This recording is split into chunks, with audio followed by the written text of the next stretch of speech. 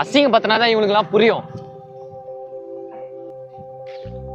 ஓ வீட்டுல இருந்தா யாராவது கண்டுபிடிச்சிருவாங்க சொல்லிட்டு பின்னாடி வந்து ஒளிஞ்சிருக்கீங்களா? தம்பி அப்படிலாம் சொல்லாதப்பா. கரண்ட் இல்லைன்னு பின்னாடி வந்து உட்காந்து இருந்தோம். காசு தராம இத்தனால ஏமாத்துறீங்களா? வெக்கமா இல்ல?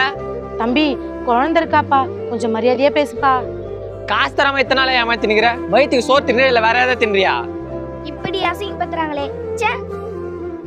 ஐசே இது பார்க்கா, சாயங்காலத்துக்குள்ள என் காசு வரணும், இல்லைன்னா அவள் தான். இங்க இருந்து என் பைக் எங்க? அக்கா வெளியே விட்டுச்சு, என் பைக்கை காணுங்கா. யாராச்சும் திருடின்னு போயிருப்பாங்க. திருடின்னு போயிட்டாங்களா?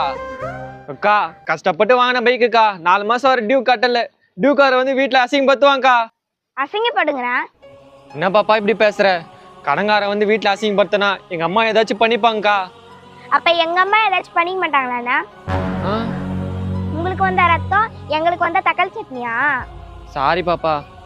கஷ்டத்துக்கு தான் கடை வாங்குறோம். லேட் ஆயிடுச்சுன்னா அட்ஜஸ்ட் பண்ணுங்க, அசிங்கப்படுத்தாதீங்க. இனிமே அப்படி பண்ண மாட்டேங்க்கா, சாரிக்கா. இந்தாங்க உங்க பைக் சாவி, வண்டி அந்த சந்தில இருக்கு, எடுத்துட்டு போங்க. தேங்க்ஸ் பாப்பா.